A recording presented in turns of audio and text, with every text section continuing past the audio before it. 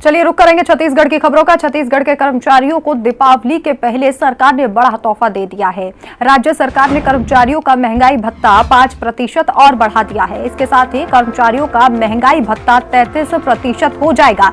दरअसल लंबे आंदोलन के बाद राज्य सरकार ने कर्मचारियों को महंगाई भत्ता बढ़ाने के लिए समझौता किया था और इसी समझौते के अनुसार सरकार ने दीपावली से पहले ही महंगाई भत्ता बढ़ाने का आदेश जारी कर दिया है।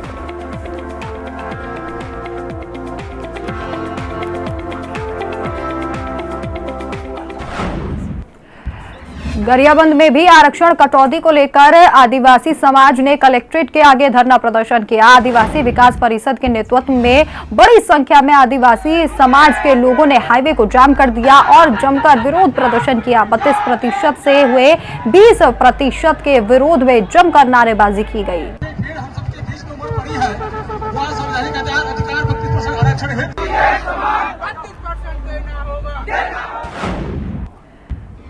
और वहीं कोल आवंटन विवाद पर मंत्री रविंद्र चौबे ने कहा है कि छत्तीसगढ़ सरकार ने अपनी आपत्ति केंद्र सरकार के समक्ष जताई है। कोल आवंटन मामले में निर्णय केंद्र सरकार को लेना है। केंद्र सरकार को कोल नीति में सुधार करना चाहिए। गौरतलब है कि हसदेव अराणी में कोल खदानों को लेकर केंद्र और राज्य के बीच टकराव जारी है।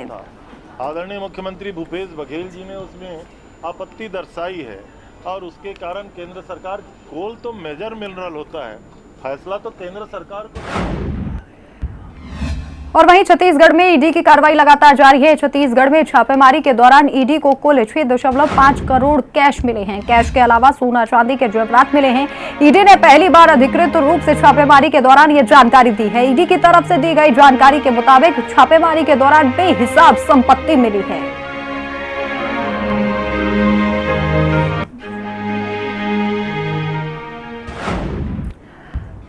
चलिए आगे बढ़ते हैं। जशपुर पुलिस ने दशहरे की रात हुए ट्रिपल मर्डर की मिस्ट्री को सुलझा लिया है। आपको बता दें कि जशपुर सिटी कोतवाली थाना क्षेत्र के कदमटोली गांव में एक ही परिवार के 3 लोगों की निर्मम हत्या कर दी गई थी। आरोपियों ने जमीन विवाद और जादू टोने के अंधविश्वास में आकर पति पत्नी और उनकी 19 साल की बेटी की हत्या कर दी थी। पुलिस ने इस हत्याकांड का खुलासा करते हुए बताया है कि 6 आरोपियों ने मिलकर इस पूरी घटना को अंजाम दिया था। उनका परिवार मधुलाल और उनका परिवार ये दो। और वहीं रायपुर के कुशाभाऊ ठाकरे परिसर में बीजेपी ने कोर समिति की बैठक की। इस दौरान बैठक में भाजपा अध्यक्ष अरुण साव, राष्ट्रीय उपाध्यक्ष और पूर्व मुख्यमंत्री डॉक्टर रमन सिंह, नेता प्रतिपक्ष नारायण चंदेल, क्षेत्रीय संगठन महामंत्री अजय जम्वाल, बैठक में कई अहम मुद्दों पर चर्चा की गई।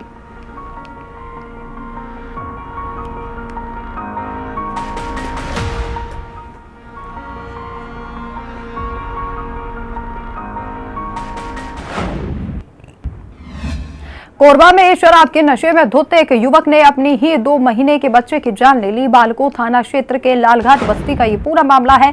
दरअसल आरोप है कि युवक अपने बच्चे को मानता नहीं था, जिसको लेकर पति पत्नी के बीच विवाद होता था। इसी को लेकर विवाद इतना बढ़ गया कि युवक ने बच्चे को पटक कर मार दिया।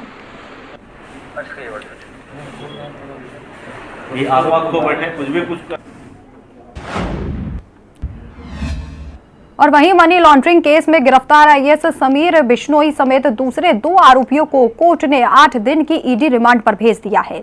ईडी ने गुरुवार की शाम रायपुर कोर्ट में समीर बिश्नोई और अन्य 2 आरोपियों को पेश किया। ईडी ने दावा किया है कि इनके पास से काफी कैश, सोना और 20 कैरेट का हीरा मिला है।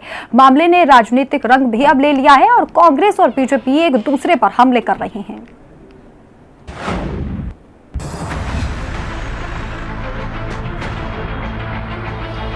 आईएएस समीर बिश्नोई के पास से 47 लाख कैश, 2 किलो सोना और 20 कैरेट का हीरा मिला है।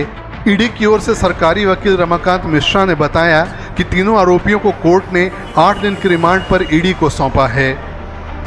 समीर बिश्नोई यहाँ से 47 लाख कैश जो है और बाकी लक्ष्मीकांत तिवारी के यहाँ 1.5 करोड़ के कंसीलमेंट में जानकारी मिली। और सर ये इनके अग्रवाल जी क्या सर? सुनील अग्रवाल उन्होंने इंडस्ट्रीज परचेस की हैं सूर्यकांत तिवारी के साथ मिलकर। लक्ष्मीकांत तिवारी 1.5 करोड़ रुपए छुपाने के मामले में गिरफ्तार हुए हैं। वहीं सुनील अग्रवाल ने सूर्यकांत तिवारी के साथ मिलकर कई इंडस्ट्रीज परचेज की है। बचाव पक्ष का कहना है कि ये गिरफ्तारी गलत है क्योंकि ये इनकम टैक्स का मामला है, न कि ईडी का। अगर जो रेट करी है इनकम टैक्स को पैसा में मिला है वो इनकम टैक्स डाले की ईडी उसमें शेड्यूल ऑफेंस में इनकम टैक्स का ऑफेंस नहीं आते हैं, इसलिए जो है वो उसमें भी बहस हो गई है। और अभी देखिए कि उन्होंने 14 दिन की रिमांड मांगी है कस्टडी के लिए और पूछताछ करने के लिए। सबने अपोज किया है कस्टडी में रिमांड ना दिया जाए। जो रकम बरामद की है पुरानी जो रकम है उनसे जो है पुरानी जो रकम है वो जो इनकम टैक्स रेट करी थी उसी को ही बताए हैं उन्होंने वहाँ इनकम टैक्स में रेट करके इतना मिला है, तो इनकम टैक्स का जो है शेड्यूल ऑफेंस में नहीं आता, ये हमारा हुक्म है। ईडी ने मंगलवार को रायपुर, महासमुंद, रायगढ़, कोरबा और दुर्ग में 40 जगहों पर रेड डाली।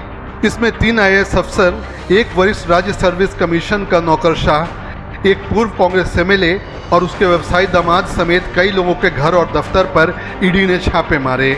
रायगढ़ कलेक्टर रानू साहू और उसके पति छत्तीसगढ़ खनन विभाग के निदेशक JP मौर्य और छत्तीसगढ़ इन्फोटेक प्रमोशन सोसाइटी के CEO समीर बिश्नोई 3 IAS अफसरों पर छापे मारे गए। इससे विपक्ष को सरकार पर हमला करने का मौका मिल गया है। ईडी आएगा, ईडी आएगा, ईडी आएगा, ईडी आएगा। अब आ गया है तो क्यों घबरा रहे हो? वही तो बोलता था, हर प्रेस में बोलता था IT आया, ईडी आएगा, ईडी आएगा। ईडी आया तो धमाके से आया है, साक्ष्य को लेकर आया है, और ये सारे चीज जब खुल के आएंगे कई हजार करोड़ का खेल है भाई। और ये कोई खुली आप में से सब कोई जानता है, मुस्कुराओ मत आप लोग। एक एक पत्रकार जानता है कि क्या लंबा खेल हो रहा है, एक एक व्यक्ति छत्तीसगढ़ के जानता है। ईडी के लिए कोई नई बात नहीं है, कोई नई पहलू नहीं है।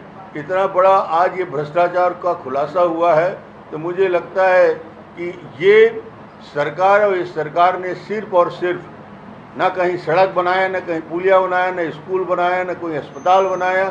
सड़क में गड्ढे ही गड्ढे दिख रहे हैं, वहाँ के लिए पैसा नहीं है, मगर वसूली करके असम के चुनाव में, उत्तर प्रदेश के चुनाव में, बाकी जगह के चुनाव में भेजने के लिए पर्याप्त पैसे हैं। मुख्यमंत्री भूपेश बघेल का कहना है कि केंद्र ऐसे कदम राज्यों को डराने और परेशान करने के लिए उठा रहा है। ऐसा पहली बार नहीं हो रहा है। इनकम टैक्स और ईडी वाले बार बार आते हैं, चुनाव के करीब आने पर इनकी फ्रीक्वेंसी बढ़ जाती है। कांग्रेस शासित राज्यों में क्यों, और कांग्रेस शासित राज्य में आए तो पिछली सरकार की क्यों जांच नहीं कर रहे हो? वो तो प्रमाणित है, आपके पास केस है, उसके बारे में क्या है? सेंट्रल एजेंसी कर रही ना जांच, क्यों CM सर के नाम नहीं बताना चाहिए? कौन है CM मैडम, वो क्यों नहीं बताना चाहिए? उसमें लिखा हुआ है नागपुर से लेकर दिल्ली तक, उसकी जांच कब करेगी? तो इसीलिए हम कह रहे हैं कि ये जो जांच एजेंसियां हैं वो केंद्र के इशारे पर गैर भाजपा शासित राज्यों के लोगों को ही प्रताड़ित करने का काम कर रहे हैं। इनके पार्टी में जाते ही सब धुल जाता है। फिलहाल आरोपियों को ईडी की कस्टडी मिल गई है। देखना है कि मामले में किस तरह के खुलासे होते हैं। मामला केवल वर्तमान सरकार का है या पहले से भी ये मिलीभगत होती रही है। ब्यूरो रिपोर्ट, हिंदी खबर।